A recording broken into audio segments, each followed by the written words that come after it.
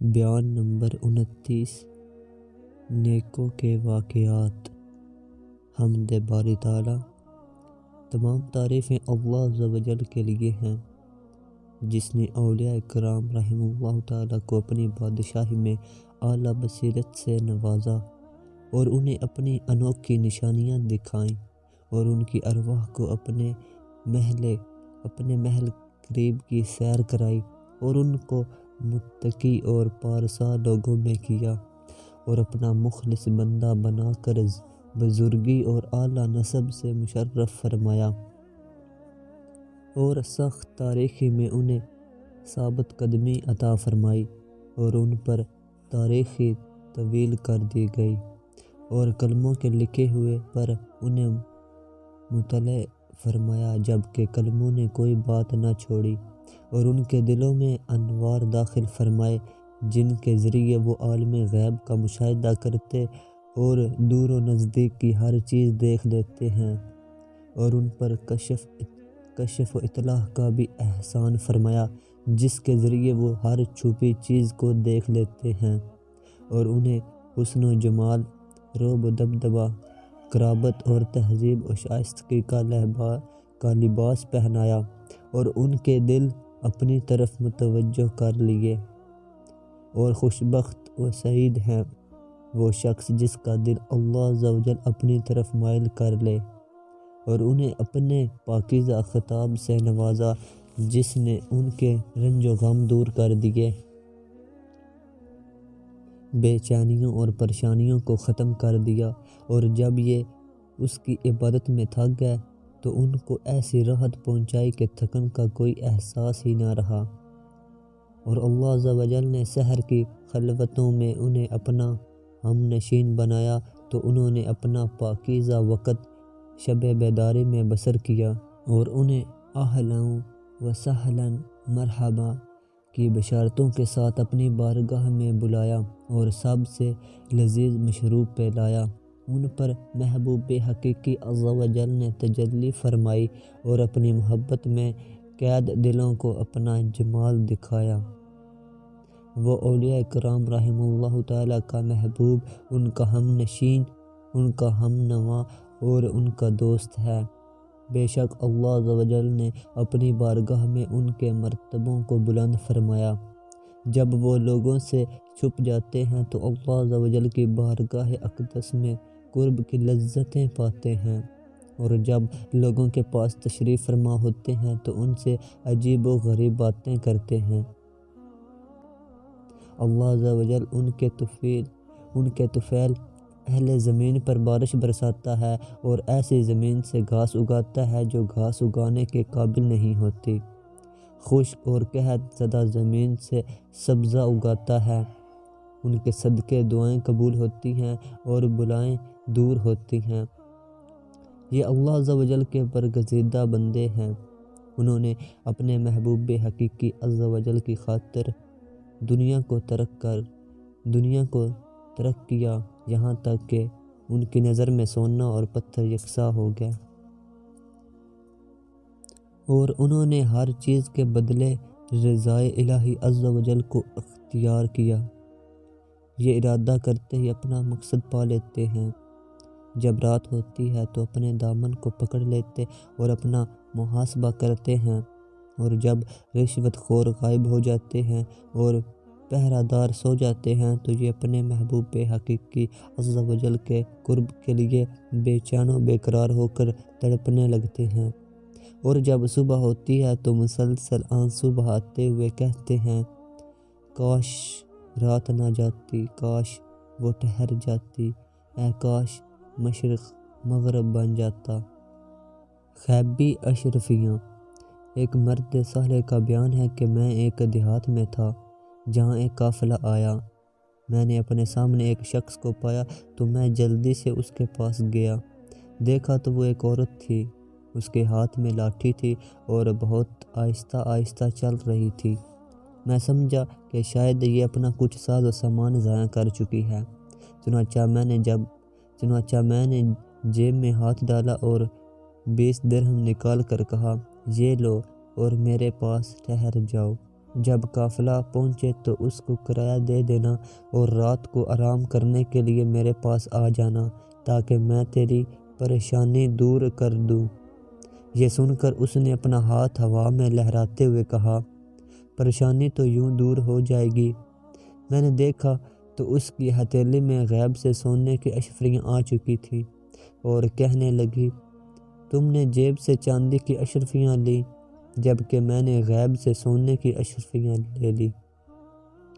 پاک ہے وہ ذات جس نے اپنی مخلوق میں سے کچھ بندوں کو خاص کیا، ان کے لیے ہدایت والی زمین کو بچھونا بنایا، ان کو توفیق و ہدایت عطا فرمائی اور توشہ سفر بھی فراہم کیا، ان کے لیے لطف و کرم کی کھڑکیاں نصب کر دی اور ان کو اپنے راستوں پر چلایا اور ان کے گرد رحم و کرم کے پیالوں کو گردش دی، لہٰذا ان کے دل اس کی محبت میں دھڑکتے ہیں، ان کے جسم اس کی جدائی کے خوف سے لاغر و ناتواں ہیں۔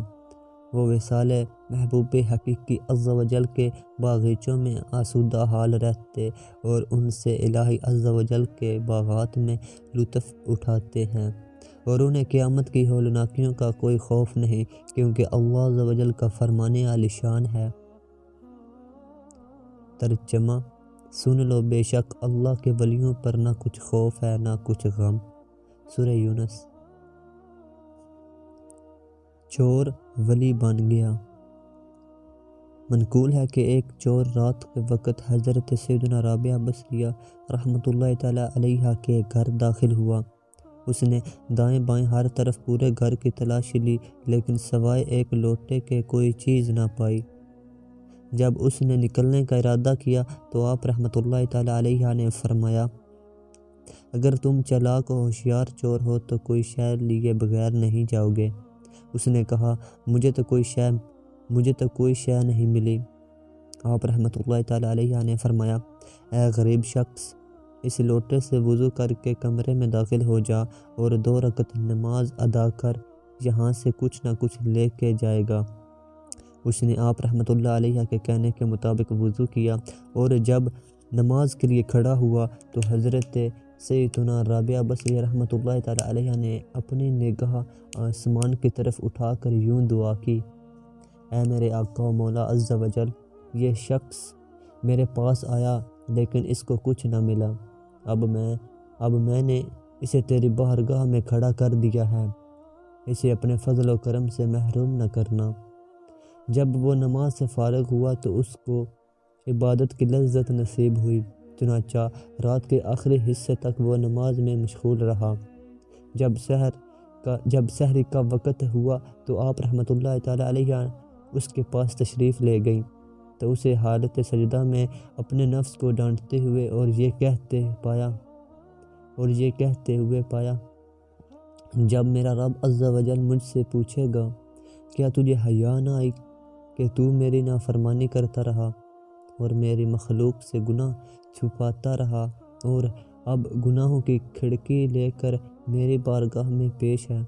جب وہ مجھے عتاب کرے گا اور اپنی بارگاہ رحمت سے دور کر دے گا تو اس وقت میں کیا جواب دوں گا؟ آپ رحمۃ اللہ تعالیٰ علیہ نے پوچھا، اے بھائی، رات کیسی گزری؟ بولا، خیریت سے گزری۔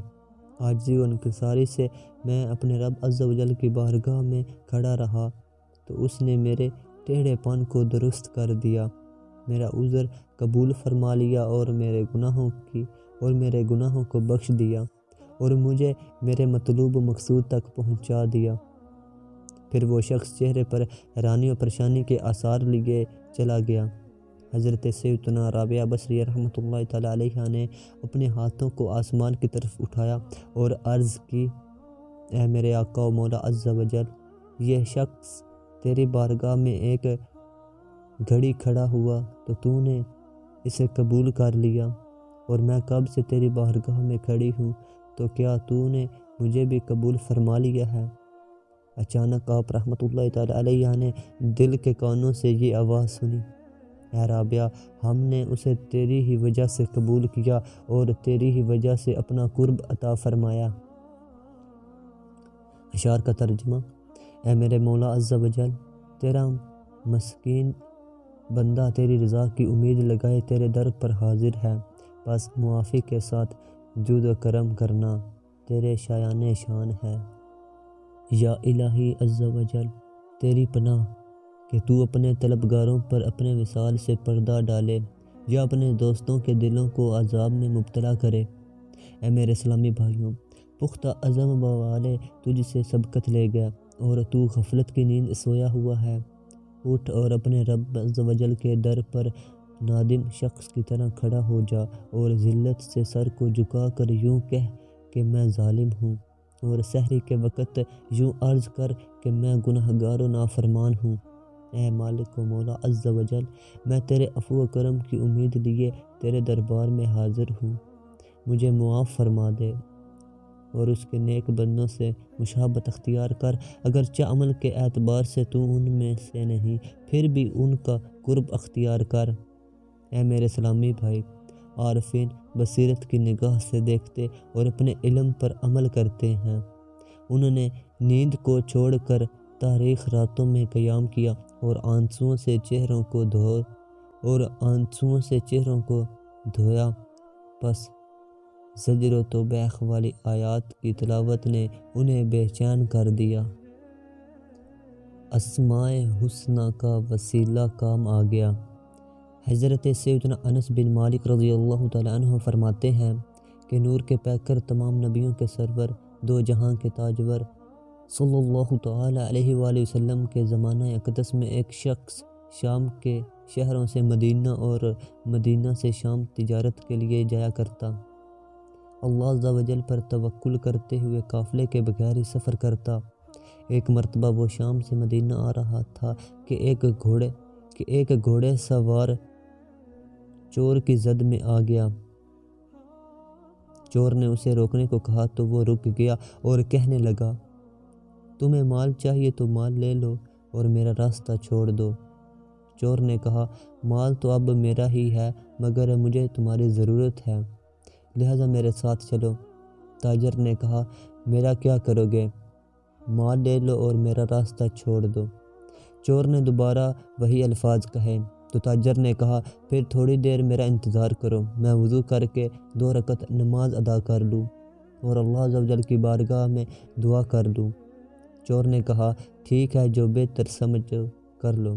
چنانچہ تاجر اٹھا اور وضو کر کے 4 رکعت نماز ادا کر لی، پھر اپنے ہاتھوں کو آسمان کی طرف بلند کر دیا اور 3 مرتبہ یہ دعا مانگی۔ دعا کا ترجمہ یعنی اے اپنے بندوں سے بہت زیادہ محبت کرنے والے، اے اپنے بندوں سے بہت زیادہ محبت کرنے والے، اے اپنے بندوں سے بہت زیادہ محبت کرنے والے، اے عرش عظیم کے مالک عز و جل، اے پیدا کرنے والے، اے لوٹانے والے، اے ہمیشہ جو چاہے کر لینے والے، میں تجھ سے تیرے نور کے وسیلے سے سوال کرتا ہوں جس نے تیرے عرش کو گھیر رکھا ہے، اور تیری اس قدرت کے واسطے سوال کرتا ہوں جس کے ساتھ تو اپنی مخلوق پر قادر ہے، اور تیری اس رحمت کے وسیلے سے سوال کرتا ہوں جو ہر شے کو گھیرے ہوئے ہے۔ تو نے رحمت اور علم کے اعتبار سے ہر شے کا احاطہ کیا، تیرے سوا کوئی معبود نہیں، اے مدد کرنے والے میری مدد فرما۔ جب وہ دعا سے فارغ ہوا تو سیاہ گھوڑے پر سوار ایک شخص دیکھا جس نے سبز رنگ کے کپڑے زیب تن کر رکھے تھے، اس کے ہاتھ میں چمکتا ہوا نیزہ تھا۔ چور نے گھوڑے سوار کو دیکھا تو تاجر کو چھوڑ کر اس کی جانب بڑھا، جب اس کے قریب ہوا تو اس نے تیزی سے اپنا نیزہ مار کر چور کو گھوڑے سے گرا دیا، اور پھر تاجر کے پاس آیا اور کہنے لگا، اٹھو اور جا کر اسے قتل کر دو۔ تاجر نے پوچھا، آپ کون ہیں؟ میں نے کبھی کسی کو قتل نہیں کیا اور نہ ہی اسے قتل کرنا پسند کرتا ہوں۔ پھر گھوڑے سوار نے خود ہی چور کا کام تمام کر دیا اور تاجر کے پاس آ کر کہا، میں تیسرے آسمان کا فرشتہ ہوں۔ جب آپ نے پہلی مرتبہ دعا کی تھی تو ہم نے آسمان کے دروازوں کی کھٹکھٹاہٹ سنی۔ ہم نے کہا، آج کوئی نئی بات ہوئی ہے۔ پھر دوسری مرتبہ دعا کی تو آسمان کے دروازے کھول دیے گئے اور ان سے آگ کی چنگاریوں جیسی چنگاریاں ظاہر ہوئیں۔ پھر جب تیسری مرتبہ دعا کی تو حضرت سیدنا جبرائیل علیہ السلام ہمارے پاس تشریف لائے اور پوچھا، اس غمزدہ کی مدد کون کرے گا؟ میں نے اپنے رب عز و جل سے دعا کی کہ مجھے اس چور کے قتل کی توفیق عطا کی جائے، لہٰذا اے شخص جان لے کہ جو شخص کسی بھی رنج و غم اور مصیبت و تکلیف میں یہ دعا کرے گا، اللہ عز و جل اس کی مدد کرتے ہوئے اس سے مصائب و آفات دور فرما دے گا۔ حضرت سیدنا انس رضی اللہ تعالی عنہ فرماتے ہیں کہ اس تاجر نے بخیر و عافیت مدینہ شریف پہنچ کر حضور صلی اللہ تعالی علیہ وآلہ وسلم کی خدمت اقدس میں حاضری دی، اور یہ واقعہ آپ صلی اللہ تعالی علیہ وآلہ وسلم کے گوش گزار کیا تو آپ صلی اللہ تعالی علیہ وآلہ وسلم نے ارشاد فرمایا، اللہ عز و جل نے تجھے اپنے اسماء حسنہ تلقین فرمائے ہیں کہ جب ان کے وسیلے سے دعا کی جائے تو قبول ہوتی ہے، اور جب کچھ مانگا جائے تو عطا کیا جاتا ہے۔ رقت انگیز دعا۔ یا اللہ عز و جل، عارفین معرفت کے ذریعے تجھ تک پہنچ گئے اور عبادت کی کثرت کرنے والے تیری بارگاہ میں کھڑے ہیں۔ یا اللہ عز و جل، متکبرین تیرے جلال کی ہیبت سے لرزتے ہیں، ظالم و جابر تیرے کمال اقتدار سے کانپتے اور تیرے جمال کا مشاہدہ کر کے راحت پاتے ہیں۔ یا اللہ عز و جل، سوالی تیرے دروازے پر کھڑے ہیں، محبت کرنے والوں کے جگر تیری طلب میں پاش پاش ہوئے جاتے ہیں، قیام کرنے والے تیری مناجات کی لذت سے کامیابی کا ہار پہنتے ہیں، بعمل لوگ تیرے ثواب سے نفع مند ہوتے ہیں، اور ہر لمحہ تجھے پیش نظر رکھنے والے تیرے قرب میں حاضر ہوتے ہیں۔ یا اللہ عز و جل، تیری بارگاہ میں گناہ گار اپنے گناہوں پر نادم ہیں، نافرمان شرمسار ہیں، تیری کڑی نگرانی سے حیا کے مارے سر جھکائے کھڑے ہیں، خطاکار تیری ہیبت سے خاموش ہیں، خائفین تیری عظمت طاقت سے پارا پارا ہو رہے ہیں۔ یا اللہ عز و جل، اگر تو صرف عبادت گزاروں پر رحم فرمائے گا تو خواب غفلت میں سونے والوں پر رحم کون کرے گا؟ یا اللہ عز و جل، اگر تو صرف بعمل بندوں پر ہی نظر رحمت فرمائے گا تو کوتاہوں کا کیا بنے گا؟ یا اللہ عز و جل، محتاجوں کی نہروں کو اپنے انعام کے سمندر سے جاری کر دے، غمزدوں کے جگروں کو اپنے عفو و کرم کے پانی سے سیراب فرما دے۔ یا اللہ عز و جل، اپنی بارگاہ سے پھٹکے ہوئوں کو اپنی معرفت کے دروازے کی طرف لوٹا دے، اور بھٹکے ہوئوں کے دلوں کو اپنی مہربانی اور لطف و کرم کے انوار سے ہدایت عطا فرما، اور اے سب سے بڑھ کر رحم فرمانے والے، ان سب کو اپنے سایہ عفو و کرم میں داخل فرما دے، اور ان کو اپنی معرفت سے نواز دے۔ آمین۔ صلی اللہ علی سیدنا محمد وعلی آلہ وصحبہ وسلم۔